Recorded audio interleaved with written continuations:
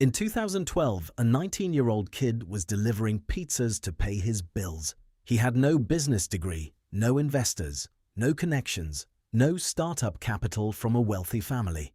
Just a sewing machine, a screen printer, and about $250 sitting in a bank account. That same kid, 10 years later, became the youngest self-made billionaire in the United Kingdom. And the craziest part, the thing that actually made him a billionaire wasn't the product.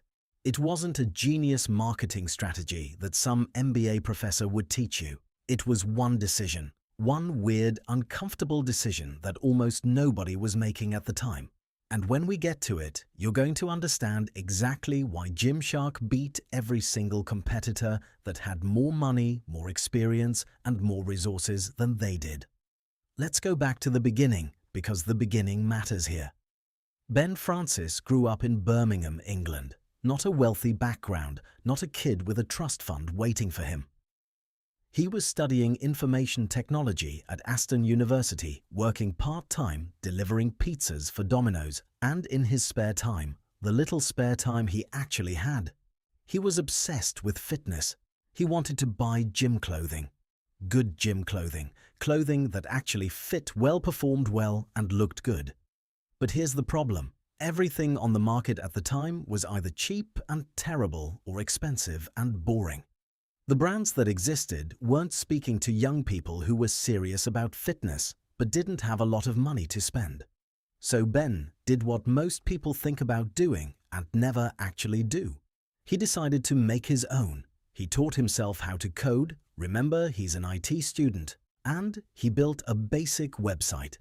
He started dropshipping fitness supplements and accessories just to generate some cash flow. And then he bought a sewing machine and a screen printer, set them up in his grandmother's garage, and started making gym wear. His grandmother's garage. Let that sink in. This is not a story about someone who had it easy. This is a story about someone who built something real from almost nothing. And the question you should be asking right now is, how? How does a guy with $250 and a borrowed garage go up against established sportswear companies with millions in the bank? The answer is something we'll get to in just a moment. But first, let's talk about the early failures, because there were plenty of them. The first version of Gymshark was not what you know today. The products were rough.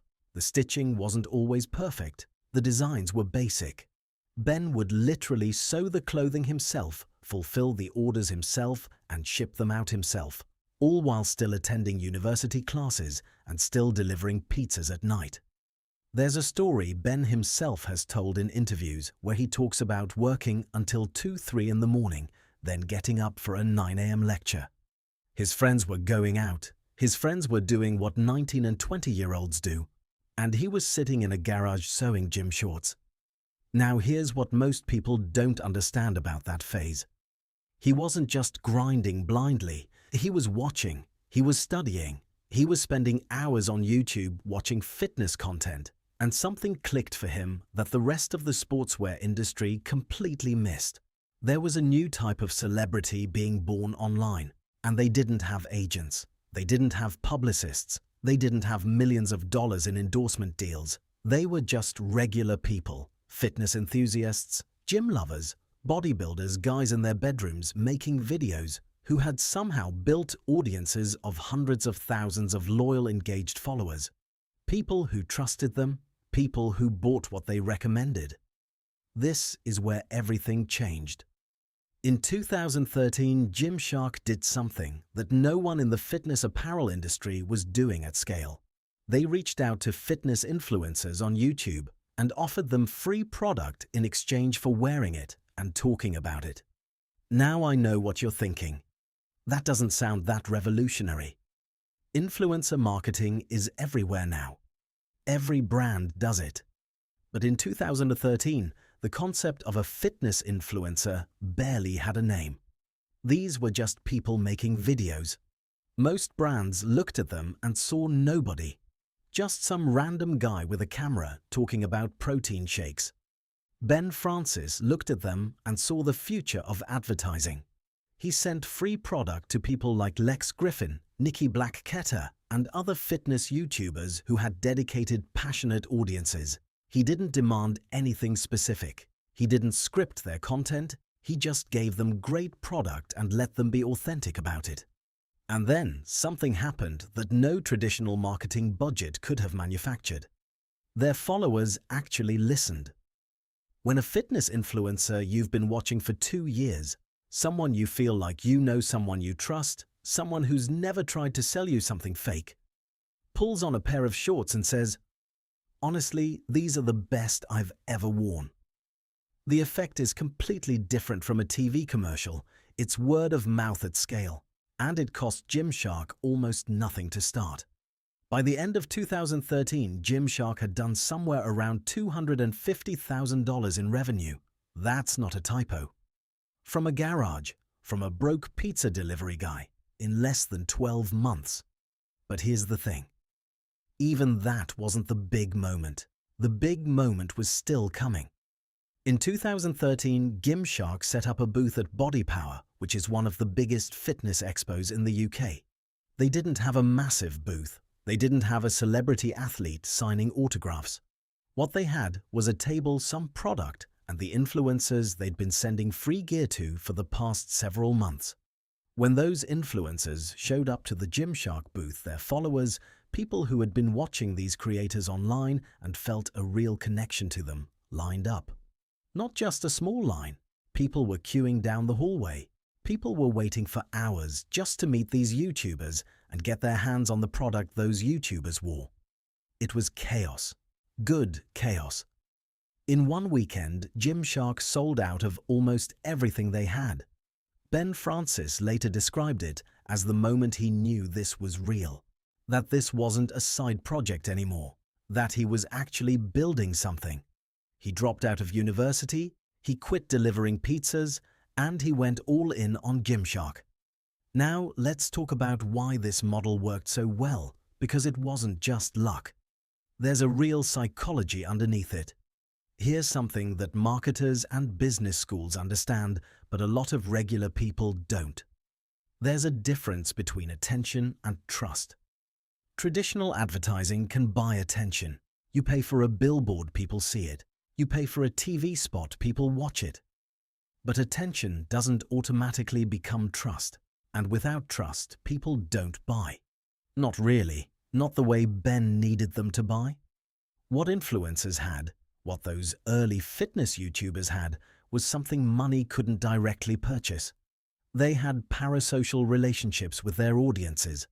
That's a psychology term for the feeling of knowing someone, the feeling of a friendship, even though it's one-sided. Viewers felt like they knew these creators personally. And when someone you feel like, recommends something, your brain processes it more like a friend's recommendation than an advertisement. Ben Francis understood this instinctively before it had a name in the marketing world. And he understood something else too. If your product is actually good, if you give it to people who are genuinely passionate about fitness, who are genuinely going to wear it and sweat in it and post about it, the authenticity does the selling for you. He didn't just pick any influencer. He picked people who actually used the product, people whose audiences were his target customers. That alignment is what made it work.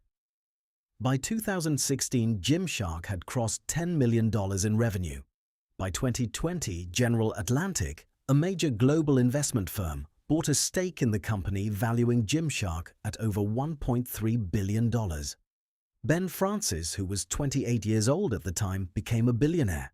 He also stepped back from the CEO role for a period. He was honest enough with himself to know that managing a billion-dollar company required skills he needed to develop, brought in experienced leadership, and then actually came back as CEO in 2021 with a better understanding of the business. That's a level of self-awareness that most people in his position wouldn't have. Most people get successful and assume success means they know everything. Ben Francis got successful and asked what he still needed to learn.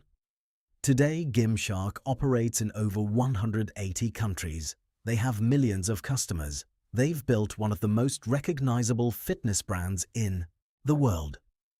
From $250, from a grandmother's garage, from a kid who smelled like pizza grease at the end of every shift.